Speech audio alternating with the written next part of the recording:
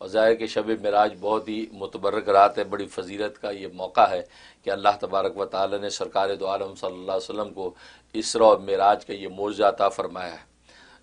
لہٰذا وہ 27 رجب کی جو رات ہوگی، اس رات کے اندر آپ جو ہے نفلی عبادات کر سکتے ہیں، بالکل اس رات میں تلاوت کلام پاک کریں، سرکار دو عالم صلی اللہ علیہ وسلم پر صلاۃ و سلام پڑھیں، جتنی بھی زیادہ نفلی عبادات آپ کر سکتے ہیں وہ نفلی عبادات کا آپ کو جو وہ اجر پہنچے گا۔ پھر اس کا جو دن ہے، دن میں آپ روزہ رکھ لیں تو آپ کو نفلی روزے کا آپ کو اجر و ثواب ملے گا، تو اس میں کوئی مذائقہ نہیں ہے، تو آپ وہ نفلی روزہ رکھیں۔ ظاہر نفلی روزہ کسی وقت بھی رکھا جا سکتا ہے، تو اس وقت نفلی روزہ آپ رکھیں، اس کا اجر و ثواب پائیں گے۔ اس رات کے اندر سرکار دو عالم صلی اللہ علیہ وسلم کے فضائل بیان کریں۔ ظاہر ہے ایسے موقعوں پر اس شب معراج کے موضوع پر ائمہ اور خطبہ بیان کرتے ہیں، فضائل بیان کرتے ہیں، نبی کے فضائل بیان کریں، کیونکہ یہ معجزہ جو ہے ایسا محیر العقول معجزہ ہے کہ آج کی سائنس اور ٹیکنالوجی کی دنیا بھی اس کے سامنے بے بس نظر آتی ہے۔ لہٰذا اس کو ایکسپوز کریں، اور اس رات کے اندر آپ باقاعدہ احادیث سے کوئی ایسا تعین نہیں ہے کہ اس رات میں یہ عبادت کریں، لیکن آپ نفلی عبادات جو ہے کسی وقت بھی کر سکتے ہیں، صلاۃ و تسبیح پڑھ سکتے ہیں، اور نوافل پڑھ سکتے ہیں، اور صلاۃ و سلام زیادہ پڑھ سکتے ہیں، تو اس رات کو اللہ کی عبادت و اطاعت میں لگائیں اور اللہ سے خیر مانگیں۔ اللہ اس امت کو بھی سربلندیاں عطا کرے۔ یہ وہ لوگ ہیں جو مادی عقل سے نکل کے ایک غیب کے نظام پر ایمان یقینی رکھتے ہیں، اور وہ دنیا کے ظاہری تدبیر و اسباب سے معطل ہو کر بیٹھ جاتے ہیں، اس کو تعطیل کہتے ہیں۔ یہ وہ لوگ ہیں کہ جنہوں نے دنیا کی مادیت کو ٹھوکر مار دی اور ایسی رہبانیت اختیار کر لی کہ گھر بار کو چھوڑ کر جنگلوں کے اندر جا بسے، پہاڑوں اور غاروں کے اندر جا کے آباد ہو گئے، کہ جس کے بارے میں یقیناً اسلام نے کہا تھا لا رہبانیت فی الاسلام، اسلام میں رہبانیت نہیں ہے، ہاں الربانیت فی الاسلام، اسلام میں ربانیت ہے، رب کی ہو کر دنیا کے اندر رہو، دنیا کو چھوڑ کر جنگلوں میں نکل جانا یہ اسلام کا وتیرہ نہیں ہے۔ تو گویا کہ ایسی گویا کہ دین سماوی بھی ہوئے کہ جنہوں نے تعطیل کا نظریہ اختیار کیا، انہوں نے جنگلوں کے اندر زندگیاں گزاری۔ کتنے ایسے پادری، کتنے ایسے بھکسو جو بھکسو بن کے جنگلوں کے اندر زندگیاں گزارتے ہیں اور دنیا کے مادیت سے دور ہو جاتے ہیں، وہ شادی بیاہ نہیں کرتے ہیں، نکاح نہیں کرتے ہیں۔ آج بھی آپ دیکھیں کہ آج عیسائیت کا پادری، عیسائیت کا پوپ، عیسائیت کے بشپ شادی نہیں کر سکتا، نکاح نہیں کر سکتا، جبکہ وہ فطرت کا تقاضا ہے، لیکن وہ سمجھتے کہ نکاح اور شادی کرنا یہ دنیا کے امور کے اندر مبتلا ہونا ہے۔ ہم اس سے معطل ہو کر ہم آخرت کی تیاری میں لگے ہوئے ہیں۔ ہمیں شادی بیاہ نہیں کرنا، ہمیں رنگ رلیاں نہیں بنانی، ہمیں جنگلوں کے اندر، ہمیں بیابانوں کے اندر نکل کر خدا کو تلاش کرنا۔ تو گویا کہ یہ تعطیل کا نظریہ ہے جو مادیت کے سارے اسباب سے معطل ہو کر گویا کہ جنگلوں کے اندر خدا کو تلاش کرنے کی کوشش کرتا۔ اور تیسرا نظریہ تعدیل کا ہے۔ تعدیل عدل اور توازن کو کہتے ہیں، بیلنس کو کہتے ہیں، مطلب کہ وہ مادیت کے اسباب کو بھی اختیار کرتا ہے اور رب الاسباب کی طرف بھی نگاہ رکھتا ہے۔ وہ کھاتا تو اپنے ہاتھ سے روٹی کا لقمہ پیٹ میں ڈالتا ہے اور ایمان یہ رکھتا ہے کہ بھوک اللہ مٹائے گا۔ وہ پانی کا گلاس منہ کو لگاتا ہے، یقین یہ رکھتا ہے کہ میرے اللہ میری پیاس مٹائے گا۔ وہ میاں بیوی کا ملاپ تو ہوتا ہے، لیکن یقین رکھتا ہے کہ اللہ مجھے بچہ عطا کرے گا۔ وہ کاشتکار دانہ تو پھینکتا ہے فصل میں، یقین یہ رکھتا ہے کہ میرا اللہ اس کو اگائے گا۔ وہ کہ اسباب کو بھی اختیار کرتا ہے اور ماتحت الاسباب اللہ تبارک و تعالی کے رحمت کا بھی منتظر رہتا ہے۔ یہ تعدیل کا نظریہ ہے اور یہی اسلام اور ایمان کا نظریہ۔ اس لیے کہ تعقیل کہ جنہوں نے مادیت کو جو سب کچھ سمجھ لیا اور اسی مادیت کو سمجھا کہ اسی سے سب کچھ ہونا ہے، نتیجہ یہ کہ وہ لوگ جو ہے وہ ذہنی مریض ہو جاتے ہیں۔ اس لیے کہ بہت سے کام جب مادی امور سے سر انجام نہیں دے پاتے تو ان کی نگاہ اپنے اللہ کی طرف جاتی نہیں ہے۔ وہ یہ سمجھتے ہیں کہ مادی اسباب ہم نے اختیار کر لیے، سبب ظاہر کیوں نہیں ہوا؟ جب ظاہر نہیں ہوتا تو نتیجہ کیا ہوتا کہ ان کو ہارٹ اٹیک ہوگی، ٹینشن ہوگی، سٹریس میں چلے گئے، ٹینشن میں چلے گئے، نتیجہ یہ کہ ان کی زندگی ساری کی ساری عکارت ہو جائے۔ اور اسی طریقے سے تعطیل کہ جنہوں نے سارے کے سارے مادی اسباب چھوڑ دیے اور وہ جنگلوں کے اندر جا کے آباد ہونے لگے تو سوائے مشقت کے ان کو کچھ بھی نہیں۔ وہ ایک مشقت والی زندگی، مادیت کی جو لطف اور نعمتیں اللہ تبارک و تعالی اتار رکھی تھی ان سے منہ موڑ کر گویا کہ وہ جنگل بیابانوں کے اندر بے مزہ زندگی اور مجاہدوں کی زندگی گزارنے لگے، حالانکہ اللہ تبارک و تعالی کو زندگی کا کوئی نفع نہیں۔ اور تیسرا تعدیل کا نظریہ، جیسے میں نے عرض کیا، یہ وہ سنت نظریہ، یہ وہ سنت طریقہ ہے چنانچہ نبی کریم صلی اللہ علیہ وسلم کا ارشاد ہے۔ جب ایک شخص آپ کی خدمت میں آیا، آپ نے فرمایا تمہاری سواری کہاں ہے؟ کہا جی بس میں نے باہر چھوڑ دی ہے۔ کیوں؟ کہتی اس لیے کہ بس میں جب باہر نکلوں گا میرا اللہ خود اس کو میرے پاس پہنچا دے گا، اس لیے میں نے اور آپ کی مجلس میں آ گیا۔ فرمایا کہ نہیں، تمہیں اس سواری کو کھونٹے کے ساتھ باندھنا چاہیے تھا، کھونٹے کے ساتھ باندھنے کے بعد اب تمہیں اپنے اللہ پر توکل کرنا چاہیے تھا کہ اللہ اس کی حفاظت۔ تو گویا کہ دیکھو نبی کریم صلی اللہ علیہ وسلم نے کتنے اعتدال کے ساتھ کہ دنیا کے مادی امور کو بھی اختیار کرو لیکن مادی امور کا جو خالق اور مالک ہے نگاہ اس پر رکھو۔ اس لیے تو اہل دل فرماتے ہیں اللہ تبارک و تعالی نے پیٹ یہاں رکھا ہے، دل اس کے اوپر رکھا ہے، نگاہیں اس سے اوپر ہیں، پاؤں نیچے ہیں۔ اس کا مطلب کیا ہے؟ یہ فزیکلی جو صنائی اللہ تبارک و تعالی نے انسان کے وجود میں ظاہر کی، اس میں ایک اشارہ ہے۔ وہ اشارہ یہ ہے کہ اپنے قدم تم دکان کی طرف بڑھاؤ، اپنے قدم تم ملازمت کی طرف بڑھاؤ، اپنے قدم تم اپنے کاشتکاری کی طرف بڑھاؤ، اپنے قدم تم اپنے جاب کی طرف بڑھاؤ اور نگاہ اپنے اللہ پر رکھو اور وہ تمہارے پیٹ کا انتظام کر دے گا، تمہاری رزق کا انتظام کرے گا۔ گویا کہ پیٹ کو سر پہ نہیں رکھا۔ آج ہماری حالت یہ ہے کہ جو گویا کہ تعقیل کے لوگ ہیں، جو عقل کے بندے، انہوں نے پیٹ سر پہ سوار کر رکھا ہے، جب نگاہ اٹھاتے ان کو پیٹ نظر آتا ہے، لہذا صبح شام پیٹ کی جہنم کو بھرنے میں مبتلا ہے۔ جس سے پیٹ عطا کیا، جسے یہ رزق اتارا، اس کے شکر سے غافل ہے۔ لہذا پیٹ جس جگہ اللہ تبارک و تعالی رکھا، پیٹ کو اسی جگہ رہنے دو۔ ہاں قدم اللہ تبارک و تعالی نیچے رکھے، آپ چل کر جائیں، اپنی دکان کی طرف کھول کے بیٹھ جائیں، اب نگاہ اپنے اللہ پر، یا اللہ اب رزق دینا تیرا کام ہے، رزق کے لیے آ کے ٹھیا میں نے کھول لیا ہے، اب اللہ تبارک و تعالی تمہارے پیٹ کا انتظام کر۔ اور جن لوگوں نے پیٹ کو پاؤں سے بھی نیچے کر دیا، وہ کہ تعطیل کا نظریہ اختیار کیا، ان کا جی دکان کھولنے کی ضرورت نہیں، ہمیں کاشتکاری کی ضرورت نہیں، اب اللہ میاں خالق اور مالک اور رازق خود ہی ہمیں روزی دے گا، ہم تو گھر میں بیٹھے۔ انہوں نے کیا کیا؟ پیٹ کو اپنی جگہ سے اٹھا کر پاؤں کے بھی نیچے رکھ دیا۔ پاؤں سے مقصد محنت تھا، قدم بڑھا کے گھر سے نکلنا تھا، اسی لیے تو پاؤں دیے تھے۔ اگر بٹھانا ہی مقصود تھا تو پھر پاؤں دینے کی ضرورت کیا تھی؟ چلنے کی صلاحیت عطا کرنے کی ضرورت کیا تھی؟ اس لیے تو عطا کی تاکہ گھر سے نکل کے چلو، کسی محنت کی طرف چلو، کسی کاروبار کی طرف چلو، کسی ملازمت کی طرف چلو، تو اللہ تبارک و تعالی تمہارے پیٹ کا انتظام کریں گے۔ تو گویا کہ تعطیل والوں نے کیا کیا؟ پیٹ کو قدموں کے نیچے، پیروں کے نیچے ڈال دیا، اور تعقیل والوں نے کیا کیا؟ انہوں نے اپنے پیٹ کو سر پہ سوار کر۔ لیکن دین اسلام جو تعدیل اور عدل اور یہ متوازن مذہب تھا، اس سے بجائے نہیں، پیٹ کو پیٹ کی جگہ پر رہنے دو، پاؤں کو پاؤں کی جگہ پر رہنے دو، اور آنکھوں نگاہوں دل کو اپنی جگہ پر رہنے دو، اور اسی صنائی کی حکمت کو سمجھو کہ قدم اپنی محنت کی طرف بڑھاؤ اور نگاہیں اپنے اللہ پر رکھو، دل میں خدا کی یاد بساتے اپنی دکان پر بیٹھ جاؤ، اللہ تمہارے پیٹ کا رزق عطا کر دے۔ تبھی تو حدیث میں آتا ہے کہ تاجر الصدوق الامین مع النبیین یوم القیامہ، کہتے ہیں وہ تاجر جو سچا اور امانت دار ہے، فرمایا کل روز قیامت میں اس کا حشر نبیوں کے ساتھ ہوگا۔ سوال یہ پیدا ہوا کہ آخر اتنا بڑا مقام اس تاجر کو، حالانکہ یہ بیٹھا پیسہ بنا رہا ہے، نبی تو صبح شام دعوت و تبلیغ کر رہے ہیں، نبی تو اپنا درد دل امت کے سامنے رکھ رہے ہیں، نبی تو اپنے بندوں کو خدا سے جوڑ رہے ہیں، ان کو اور کوئی مشغلہ نہیں ہے، دنیا کو ترک کر کے وہ دعوت اللہ کی طرف لگے ہوئے ہیں، اور یہ شخص تو بیٹھا دکان پہ پیسے بنا رہا ہے، یہ تو سودے بیچ رہا ہے۔ تو اس تاجر کا حشر کو روز قیامت میں نبیوں کے ساتھ کیا مطلب اصل یہ ہے کہ تاجر جب دکان کھول کے بیٹھتا ہے تو سوائے اللہ کی امید پر اس کے پاس کچھ نہیں ہوتا۔ گاہک آئے گا کہ نہیں آئے گا، کسٹمر آئے گا کہ نہیں آئے گا، کس کمپنی کا آرڈر آئے گا کہ نہیں آئے گا، بس یہ دل اپنا تھام کے بیٹھا، یا اللہ گاہک بھیج، یا اللہ گاہک بھیج۔ اس کی نگاہ خالص سارے اللہ پہ رہتی ہے۔ اب اللہ ایک گاہک بھیجتے ہیں، دوسرا گاہک بھیجتے ہیں، تیسرا گاہک بھیجتے ہیں، اور اس کا دل یہی کہتا ہے کہ اللہ تیری رحمت سے آیا ہے، ورنہ کہ میری کیا مجال تھی، 10 دکانیں چھوڑ کر یہ گاہک میرے پاس آیا، یا اللہ تیری رحمت سے آیا ہے۔ تو گویا کہ وہ پہلے بھی اپنے دل میں خدا کو پکارتا ہے اور اضطراری کیفیت کے اندر ہوتا ہے، خدا کی طرف نگاہ رکھتا ہے کہ یا اللہ، گاہک جب آتا ہے تو پھر وہ شکر کر، یا اللہ تیری رحمت سے آیا ہے، ورنہ میری کیا مجال ہے۔ تو گویا کہ دیکھو اس دوران تجارت میں اس کا ایمان و توکل کیسا کہ سوائے خدا کے کسی کو دیکھتا نہیں، سوائے خدا کے اس کی کہیں نگاہ نہیں ہے، پر یہ جو ایمان و توکل ہے گویا کہ اس کی مماثلت نبیوں کے ایمان و توکل کے ساتھ بن جاتی ہے، تبھی اللہ تبارک و تعالی اس کا حشر پر روز قیامت میں نبیوں کے ساتھ کرتا ہے۔ اس لیے تعدیل کا نظریہ، تو دین اسلام نے تعدیل کا نظریہ دیا کہ دکان کھولنا تمہارا کام ہے اور رزق بھیجنا اللہ کا کام ہے، تو یہ تعدیل کا نظریہ۔ اور ظاہر ہے دنیا کے اندر انسان کو 2 طرح کے امور پیش آتے ہیں، بعض امور تو وہ ہوتے ہیں جو اختیاری ہیں، بعض امور ہیں جو غیر اختیاری ہیں۔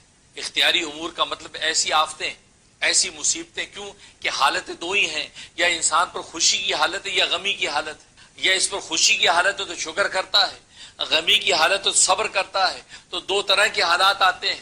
اور جیسے میں نے عرض کیا تھا کہ خوشی کے حالات جب آئیں تو انسان پھر بھی حواس اس کے بحال ہوتے ہیں, پھر بھی سوچ سمجھ کے کوئی قدم اٹھاتا ہے. لیکن غم اور دکھ بھی اس کے اوپر آ جائے, کوئی آفت اور مصیبت آ جائے تو عام طور پہ دماغ انسان کا جو وہ معطل ہو جاتا ہے, دماغ اس کا معوف ہو جاتا ہے, اس کو سمجھ نہیں آتی اس غم اور صدمے میں کیا کہے کیا نہ کرے. اس وقت انسان تجاوز کرتا ہے حدود سے, کہیں اللہ کی شکایت کرتا ہے, کئی بندوں سے شکوہ کرتا ہے. اس وقت چونکہ یہ کیفیت ہو جاتی ہے تو اس وقت دین اسلام نے جو تعلیم دی وہ کمال کی تعلیم دی, کیونکہ اس وقت جو بندے کو سنبھالنا جو غم اور صدمے میں وہ ہر ایک کا بس نہیں ہے. خوشی میں تو بندہ خود اپنے آپ کو سنبھال بھی دیتا ہے, غم اور صدمے میں سنبھلنا مشکل تو دوسرے لوگ اس کو سنبھالتے ہیں. تو دین اسلام نے اس وقت تعلیم دی کہ جب تم پر کوئی آفت اور مصیبت آ جائے تو تم کیا کرو. تو دین اسلام نے گویا کہ چھ طرح کی ہدایت دی. سب سے پہلی ہدایت دی صبر کو, سب سے پیشنس, صبر کا دامن ہاتھ سے نہ جانے دو. اور صبر کسے کہتے ہیں؟ صبر کہتے ہیں کہ نہ اللہ سے شکوہ نہ بندوں سے شکایت, بس اس کو کہتے ہیں صبر جمیل. جیسے یعقوب علیہ السلام نے فرمایا تھا کہ میں صبر جمیل کروں, صبر جمیل. صبر جمیل کا مطلب نہ اللہ سے شکوہ نہ بندوں سے شکایت.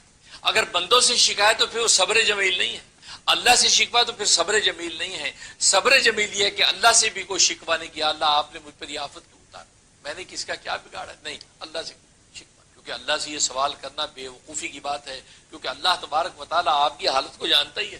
آپ نے کسی کو دکھ نہیں دیا, آپ نے کسی کو تکلیف نہیں دی, آپ تو لوگوں کے دکھ خود برداشت کرتے ہیں. پھر بھی آفتیں آ رہی ہیں تو اس کا مطلب اللہ پہلے سے جانتا ہے, پھر بھی آفت بھیجی ہے تو اس کا مطلب اللہ تبارک و تعالیٰ نے تمہارے لیے خیر کا راستہ رکھا ہے. لہٰذا اللہ کو یہ اطلاع دینے کی ضرورت ہے کہ یا اللہ میں نے کسی کا کیا بگاڑا ہے. اور مخلوق سے بھی کوئی شکایت نہیں کہ یار دیکھو یہ کیا ہو رہا ہے, یار میرے ساتھ دیکھو یہ کیا ہو گیا, یار دیکھو کیا ہو گیا, ہر ایک کو سناتا پھرتا یار میرے ساتھ یہ آپ کوئی ضرورت نہیں. بس انتظار کرے اللہ تبارک و تعالیٰ کی رحمت کا. یہ صبر روایات میں آتا ہے. تفسیر مظہری میں علامہ ثناء اللہ پانی پتی رحمۃ اللہ روایت نقل کی ہے. حضرت یعقوب علیہ السلام ان کا بیٹا جب یوسف علیہ السلام گم ہو گئے اور 23 سال ہو چکے تھے اس وقت, 23 سال روایت میں آتا ہے, 40 سال کا ٹوٹل عرصہ تھا.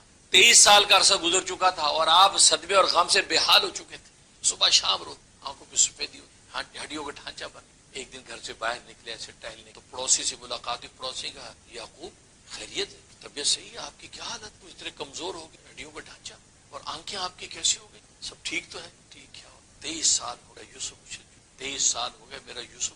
آپ کو سوچ, آپ کا پیارا اور چہتا بچہ یا بیٹی آپ سے جدا ہو جو گم ہو, کیونکہ مرے ہوئے پہ صبر آ جاتا ہے کہ ہاں اس قبر میں پتہ ہے دعا کرنے کی, گم ہوئے کی خبر ہی صبح شام بیٹھی, ماں بھی اور باپ بھی سوچتا پتہ نہیں کس حال میں, سویا بھی ہوگا کہ کھایا بھی ہوگا, کوئی ظلم کر رہا ہے, کوئی عدل کر رہا ہے, کوئی یہی کیفیات کے اندر شکر. بھائی اتنی بات کہی کہ میرا بیٹا 23 سال ہو گئے گم ہو گیا اور ابھی ملا نہیں. اسی صدمے نے مجھے بالکل بلا دیا. انہوں نے سوری کر دیا جیسے لوگ کرتے, وہ بڑا افسوس ہوا, کیا کریں, کر دے دنیا کر دے, اس سے زیادہ ناقص مخلوق کر کیا سکتے. واپس جیسے گھر میں آئے اللہ تبارک و تعالیٰ کی طرف سے کہا کہ یعقوب ہماری شکایتیں پڑوسیوں کو کرتے ہو, کیا بگاڑ لیں گے تیرے پڑوسی, ہماری شکایتیں پڑوسیوں کو کرتے ہو, تمہارے پڑوسی ہمارا کیا بگاڑ لیں گے. اللہ اکبر, سجدے میں گر گئے, یا اللہ مجھے معاف کر دے, میں نے کوئی شکایت نہیں کی, اس نے پوچھا تو میں نے بتا دیا. کیا دنیا کو سناتے پھرتے ہو کہ یہ غم آیا, کیا یہ دنیا والے غم مٹا دیں گے, تم سے ہٹا دیں گے, جو 23 سال تک نہیں ہٹا سکے تو کہ اگلے 23 دن میں ہٹا دیں گے. بس یہ ہے نبیوں.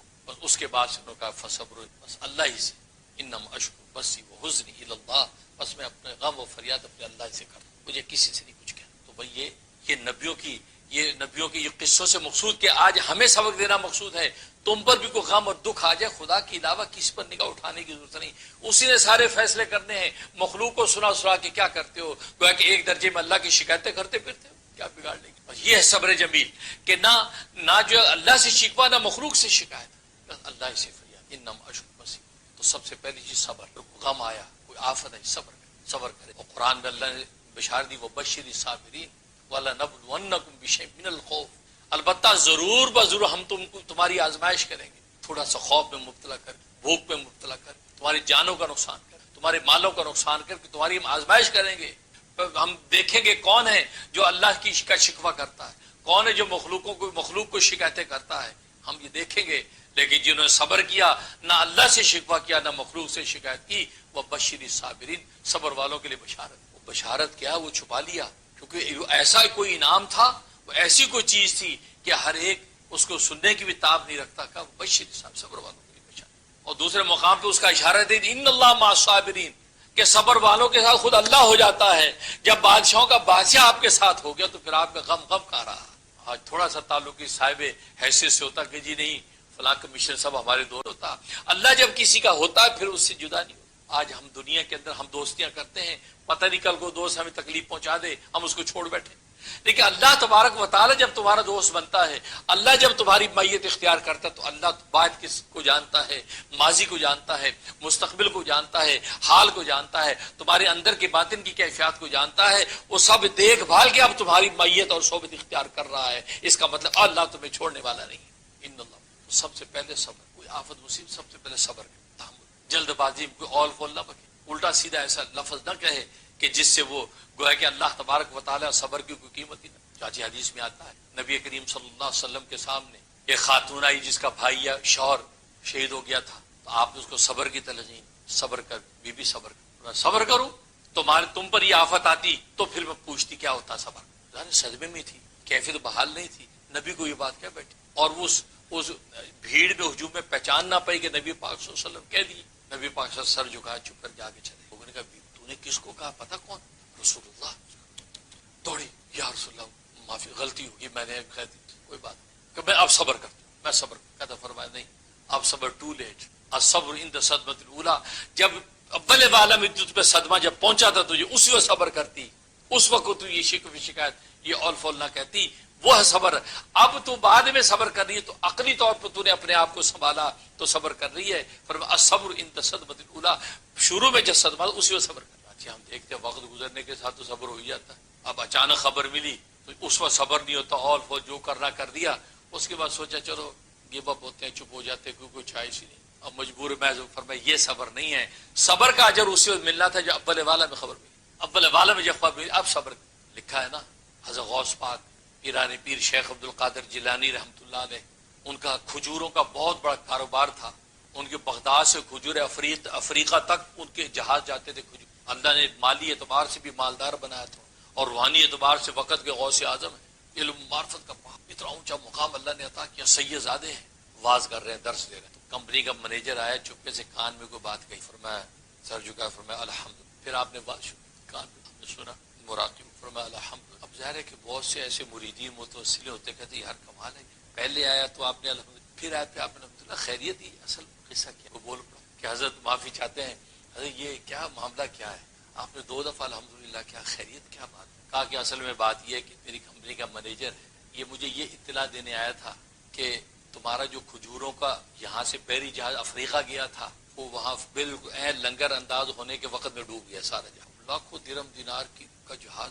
تو یہ مجھے پہلے اس نے اطلاع دی تھی تو میں نے اس پر الحمدللہ کہا تھا. پھر تھوڑی دیر کے بعد آ کے اس نے اطلاع دی کہ نہیں وہ خبر غلط تھی حضرت, ماشاءاللہ خیر و عافیت سے وہ لنگر انداز ہو گیا, مال ماشاءاللہ جزیرے پہ. تو میں نے یہ سنا تو میں نے الحمدللہ کہا. اب ظاہر ہے کہ مرید تو منچلے ہوتے ہیں. کہا حضرت یہ کیا بات ہوئی, غم کی خبر ملی تو بھی الحمدللہ اور خوشی کی خبر ملی تو بھی الحمدللہ. تو آپ نے دونوں خبروں پر الحمدللہ کیسے کہہ دیا, جبکہ غم میں تو لوگ کہتے انا للہ, یہ کہتا گھبرا, او یوں کہتا. آپ نے اس پر بھی الحمدللہ کہا, اور جو دوسری خبر خوشی کی ملی اس پہ بھی الحمدللہ. حضرت اس میں کیا راز ہے, اللہ والوں میں اور ہم میں فرق یہ تو ہوتا ہے, بظاہر ان کی 2 ہی آنکھیں ہوتی ہیں ہماری طرح, ان کے بھی 2 ہی کان ہوتے ہیں ہماری طرح, ان کی بھی ایک ہی زبان ہوتی ہے ہماری طرح, ہماری طرح ان کا سراپا ہوتا ہے, لیکن اندر کی کیفیات آسمان و زمین کا فرق ہوتا ہے. اندر کی کیفیات کا عالم یہ ہوتا ہے کہ آسمان کے فرشتے ان کو مسافر کرتے ہیں. گویا کہ ایسے ہی جیسے بلی اور شیر دونوں ایک جیسے نظر آتے ہیں, لیکن بلی گلیوں میں ہزاروں پھرتی ہے, جنگل کا شیر بادشاہ ہوتا ہے. بظاہر ایک جیسے ہیں. آج ستی نگاہ کے لوگ کہتے ہیں جی چھوڑو جی کیا ہوا, ولیوں کو تم نے سر چڑھا رکھا ہے, وہ کیا ہوتے ہیں ولی شلی. ادا یہ قرآن سے پوچھا, اللہ ان اولیاء اللہ لا خوف علیہم ولا هم یحزنون. قرآن اولیاء اللہ کا مقام بیان کر رہا ہے, اور تم کہتے یا ولی ہمارے جیسے تو کھاتے ہیں پیتے ہیں پہنتے اڑتے ہیں. یہ توہین کی بات ہے. کیوں کہ اندر کی کیفیات پر فیصلہ ہے. ظاہری سراپا دیکھو تو بڑوں کا ایک جیسا نظر آتا ہے, لیکن اندر کی کیفیات کا فرق ہے. ان کا ایک سجدہ ساری کائنات کے سجدوں پر بھاری. تو خیر, اب جب پیران پیر سے پوچھا تو حضرت نے فرمایا کہ اصل میں بات یہ ہے کہ جب اس نے مجھے خبر دی کہ جہاز ڈوب گیا ہے, لاکھوں کا نقصان ہو گیا ہے, تو میں نے یہ سن کر اپنے قلب پر توجہ کی, دل پہ توجہ کی کہ دل اللہ کی محبت سے سرشار ہے یا اس خبر سے دل میں کوئی تشویش اور پریشانی آئی ہے. تو میں نے غور کیا کہ دل میں کوئی پریشانی نہیں، دل میں کوئی پریشانی نہیں تھی. وہ اللہ کی محبت میں سجدہ ریز ہے، اللہ کی محبت میں مست ہے. اس مستی پر میں نے اللہ کا شکر کیا کہ مجھے اس غم کی وجہ سے میرے دل میں کوئی تشویش اور پریشانی نہیں آئی.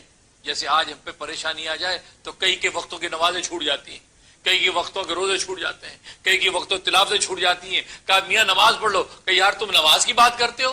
یار میری تو بیٹی کا انتقال ہو گیا، میرا باپ، میری ماں مر گئی، میرا باپ مر گیا، میرا بھائی، یار تو نمازیں پڑھتا رہو، مجھ سے صدمہ. چار اس کو سنا دیں گے نماز گول. اور وہاں وہ فرماتے ہیں کہ دل کی مستی خدا کے اندر مصروف تھی. تو میں نے غور کیا تو میں سمجھ گیا کہ الحمدللہ اللہ کی یہ محبت میں میرا دل سرشار ہے اور دنیا کے نقصان پر اس میں کوئی تشویش نہیں ہے. پھر جب اس نے آ کے مجھے اطلاع دی کہ ماشاءاللہ خیر و عافیت کے ساتھ جو آپ کا جہاز لنگر انداز ہو گیا، تو پھر میں نے اپنے دل کی کیفیت کو دیکھا کہ وہ اسی طرح اللہ کی محبت میں مست سرشار ہے کہ یا اس کے اندر اس مال کے بچنے پر تھوڑی سی خوشی کی کیفیت ہے. تو میں نے دیکھا وہ اسی طرح اللہ کی محبت میں مست ہے. اس مستی پر میں نے شکر کیا. دونوں صورتوں میں ایک ہی کیفیت پر شکر ہو رہا ہے کہ اللہ تبارک و تعالیٰ کی مستی. تبھی تو پیران پیر شیخ عبد القادر جیلانی فرمایا کرتے تھے کہ دستکار میں دل یار میں، دستکار میں دل یار میں، ہاتھ تمہارے جو کام کاج کے اندر ہوں اور دل یار کے اندر مشغول ہو، یہ ہے مومن کی شان. یہ ہے پیران پیر شیخ عبد القادر جیلانی رحمۃ اللہ علیہ کو کسی نے چینی آئینہ، چین کا بنا ہوا آئینہ تحفے میں دیا، جس میں شیشہ دیکھتے ہیں، شکل دیکھتے ہیں، مرر، وہ تحفے میں دی. تو حضرت نے وصول کر کے خادم سے کہا کہ بھائی اس کو کسی اچھی جگہ پہ رکھ دو. انہوں نے رکھ دی. اب 2-4 دن گزرے تو حضرت کو خیال آیا کہ بھائی لاؤ ذرا وہ شیشے لے کے آؤ، چینی ذرا دیکھنا ہے، داڑھی واڑی سنوارنا، ماما سنوار شیشہ دیکھ، سنت کی کہ شیشہ دیکھنا، وہ لے کے آؤ. وہ کہیں لا رہا تو اس کے ہاتھ سے چھوٹ گیا، ہاتھ سے ٹوٹ گیا. اب وہ تو کام تھا. حضرت فرمایا لاؤ شیشہ. اب اس سے کیا بات کہی؟ اس نے از قضا آئینہ چینی شکست، از قضا آئینہ چینی شکست. حضرت وہ چینی جو آئینہ تھا، اللہ کی مرضی، قضا و قدر، وہ ٹوٹ گیا. اللہ اکبر. میرے تیرے جیسے ہوتے تو برس پڑتے. نالائق، چین کا آئینہ تو تحفے کا آئینہ تو یہ 100 باتیں کرتے. اللہ والے تو کسی اور جگہ دیکھتے ہیں. اور میں خوب شد اسباب خود بھی نہیں شکست. اپنے آپ ہی کو دیکھنے کا اسباب ٹوٹ گیا. بہت اچھا ہوا. بندے کی بندگی کیا ہے؟ اپنے آپ کو دیکھے. بندے کی بندگی تو یہ کہ اپنے خدا کو دیکھ چلے. یہ بندگی، یہ کیا بندگی ہوئی؟ اپنے آپ کو دیکھے جا رہا. کہ خوب شد اسباب خود بھی نہیں شکست. اپنے آپ کو دیکھنے کا اسباب ٹوٹ گیا. بہت اچھا ہوا. بندے کا کام تو خود اپنے غیر کو دیکھنا ہے، خدا کو دیکھنا ہے. تبھی نماز میں ہے تو مشاہدے کے مقام سے، یعنی اللہ کو دیکھ کے نماز پڑھ رہا ہو، اور مشاہدے کا مقام حاصل نہیں تو مراقبے کا مقام اس نیت سے نماز پڑھتے اس کا اللہ اس کو دیکھ رہا ہے. تعبد اللہ کانک تراہ، کہ تو عبادت کر اللہ کی اس طرح کہ گویا کہ تو اللہ کو دیکھ رہا ہے. فَإِن لَمْ تَكُنْ تَرَاهُ فَإِنَّهُ يَرَاكَ. اگر تو نہیں اس کو دیکھ سکتا تو یہ سوچ کہ اللہ تجھے دیکھ رہا ہے. تو نگاہ اللہ پر ہے. فرمایا کہ خوب اسباب خود بھی نہیں شکست. یہ اللہ لکھا ہے. میرے دادا پیر قطب العالم حضرت شیخ الحدیث مولانا محمد زکریا کاندلوی مہاجر مدنی قدس سے شروع فرماتے ہیں کہ میرے ایک خادم تھے، قالب عبداللہ نام تھا اس کا. کہتے وہ کہیں نہ کہیں بے عقلی کر جاتا تھا. اس لیے لکھا کہ بزرگوں کی خدمت سب سے مشکل کام ہے. لوگ اس کو بہت آسان سمجھتے لیکن بزرگوں کی خدمت سب سے مشکل کام کہ پتہ نہیں خادم کی کس بے تمیزی سے بزرگوں کے دل میں کدورت آ جائے، ان کو تکلیف پہنچے. اس تکلیف کا اتنا نقصان آپ کو ہو جانا کہ آپ کی خدمت سے اتنا نفع نہیں پہنچے. مشکل. اب وہ کوئی نہ کوئی بے تمیزی کر دیتا ہے. تو ایک مرتبہ کہتے کہ جب اسے کوئی بے تمیزی کی مجھے پتہ چلا کہ عبداللہ تجھے کب تک میں بھوکتوں، تیری بے تمیزیاں میں کب تک بھوکتوں، مجھے معاف کرتا رہو ہمیشہ، تجھے کتنی بے تمیزیاں کرتا. تنگ آ کے یہ بات کہی. تو کہتے میرے ساتھ بھائی جان بیٹھے تھے دعوت تبلیغ کے بڑے حضرت جی حضرت مولانا یوسف صاحب کاندلوی رحمۃ اللہ، ان کے چچا داد بھائی ہیں. مولانا بانی تبلیغ مولانا الیاس صاحب رحمۃ اللہ علیہ، یہ جو ہے چچا ہیں حضرت شیخ الحدیث مولانا محمد زکریا کاندلوی. اور مولانا یوسف صاحب مولانا الیاس صاحب کے بیٹے ہیں. اور مولانا الیاس صاحب کے بڑے بھائی مولانا یحییٰ صاحب کاندلوی حضرت شیخ الحدیث زکریا کے جو والد. تو وہ مولانا یوسف صاحب بیٹھے تھے تو انہوں نے فرمایا کہ زکریا اتنی بھگت جتنی آگے بھگتوانی ہے، یعنی روز معاشر میں اللہ کے سامنے جتنی تو نے معافیاں مانگنی ہے نا اتنی معافیاں اس کو بھی کرتا رہے تو اپنے محتاج کو معاف کرے گا. کل روز قیامت اللہ تجھے معاف کرے. تو اللہ والوں کی نگاہ تو ادھر ہوتی ہے، تو حضور کے مقام پر ہوتے ہیں. جیسے لکھا ہے نا قرآن کریم میں حضرت سلیمان علیہ الصلوۃ والسلام نے حدود پر جب غضبناک ہوئے تو حدود کہاں ہیں؟ غیر حاضر کیوں ہیں؟ لے کے آؤ. یا تو آج میں اس کو ذبح کر دوں گا یا سخت سزا دوں گا. غیب کیوں ڈانٹا؟ اب حدود جب واپس آیا وہ تو ملکہ سبا کی خبر لے کے آیا تھا. جب پہنچا تو سارے پرندے اکٹھے ہو گئے، آج تیری خیر نہیں. جیسے ٹیچر غصے ہو کلاس میں ڈنڈا لے کے بیٹھا ہو تو سارے کلاس میٹ کا دل بھی آج مارا گیا. تیری جو پٹائی کی استاد جی بڑے غصے میں غصے کہا کہ حدود آج تیری خیر آج تو تیرا گلا کاٹیں گے، بڑے غصے میں بیٹھے، تو غائب ہے۔ اب کیا اسے کیا کیا؟ اس کو پتا تھا نبی ہیں، نیرے بادشاہ نہیں ہے نبی، اس نے اپنے پر گردن نیچے پیر لٹکائے، یوں گھسٹتا گھسٹتا حضرت کے سامنے تخت شاہی کے پاس ہے، آپ نے اس گردن سے پکڑا، بتا کہاں تھا تو، کہاں گئے؟ وہ کہاں پر ہے، کہاں پر ہے؟ فرمایا کہ حضرت آپ ذرا تحمل کریں، کل روز قیامت میں اللہ کے سامنے آپ کھڑے ہوں گے تو آپ کی کیا حالت ہوگی؟ آج میں آپ کے سامنے کہا تو آپ اللہ کے سامنے کھڑے ہوں گے تو آپ کی کیا حالت ہوگی؟ تحمل سے میری بات تو سن۔ میدان حشر یاد کرا، رب کائنات کا جلال یاد کرا دیا، حضرت کی کیفیت بدل گئی، فوراً چھوڑ دیا، کہا کہ صحیح کہتا ہے کہ میں اپنے محتاط بھی اتنا غضبناک ہوں، اللہ کے ہم محتاط ہیں، وہ غضبناک ہوا تو پھر کون چھڑانے والا؟ کہتے ہیں عدل کرے تا تھر تھر کمبڑ اونچیاں شانہ والے، عدل کرے، ارے عدل کرے تا تھر تھر کمبڑ اونچیاں شانہ والے، فضل کرے تا بخشے جامن میرے جے منہ کالے۔ اگر اللہ عدل کرنے پہ آئے تو نبی بھی کانپنے لگے ہیں۔ حضرت آدم کو کہے کہ آپ شفاعت کے لیے آگے بڑھیں، کہا کہ نہیں میں نے تو وہ پھل کھا لیا تھا اللہ کے حکم دلو کی، پتہ نہیں اللہ آج میری پکڑ۔ حضرت موسیٰ کہے کہ آپ موسیٰ کو کہیں آپ آگے بڑھیں، نہیں میرے مکے سے کفتی مر گیا تھا قتل، پتہ نہیں اللہ آج اس قتل کی مجھ سے پوچھ کر لے۔ گویا کہ ہر نبی یہی کہے گا نفسی نفسی، آدم صفی اللہ نفسی نفسی، نوح نبی اللہ نفسی نفسی، موسیٰ کلیم اللہ نفسی نفسی، عیسیٰ روح اللہ نفسی نفسی، لیکن محمد رسول اللہ پر جب بات آئے گی تو فرمائے امتی امتی کر کے سجدے میں گری۔ تو ہے کہ عدل کریں تا تھر تھر کمبڑ اونچیاں شانہ والے، فضل کرے تا بخشے جاون میرے جے مکالے۔ اگر اللہ فضل کرنے پہ آئے گا تو بابا بلے شاہ فرماتے پھر میرے جے مکالے یعنی گناہگار بھی بخشے جائیں گے۔ تو کہنے کا مقصد یہ ہے تو صبر شکوہ شکایت نہیں، صبر کرے کیونکہ اللہ تبارک و تعالیٰ سب جانتا۔ تو پہلی چیز صبر، انسان جب صبر کرے گا تو نتیجہ کیا ہوگا کہ اللہ تبارک و تعالیٰ اس کو اپنی معیت نصیب فرما دے گا۔ ہمارا مضمون ابھی جاری ہے، انشاءاللہ اس گفتگو جاری رہے گی۔ اللہ سے دعا ہے کہ اللہ تبارک و تعالیٰ مقام صبر ہمیں نصیب فرمائے، اور مقام صبر کو نعمتوں میں بھی ضرورت ہے اور مصیبتوں میں بھی ضرورت ہے۔ اول تو ایسی نوبت ہی نہ ہے کہ خدا نہ خاصہ کو مصیبتیں ہم پر ٹوٹے اور ہمیں صبر کرنا پڑے، نہیں ہے اللہ ہم کمزور ہیں، ہمیں تو شکر کی نعمت عطا فرما، ہمیں تو نعمتیں عطا کر، ہم تیرے شکر گزار بندے بنے، ہم کمزور ہیں، ہم صبر کرنے کی تاب نہیں رکھتے ہیں، آپ اپنے فضل سے ہمیں سنبھالے رکھیں۔ دعا یہی کر کے خدا نہ خاصہ کبھی آفت آئے تو پھر صبر و تحمل کا دامن نہ چھوڑے اور کہے انما اشکو بس بحسن اللہ، ہم اللہ سے فریاد، اللہ سے دعا ہے کہ اللہ تبارک و تعالی عمل کرنے کی توفیق عطا فرمائے۔ وآخر الدعوانا الحمدللہ رب العالمین۔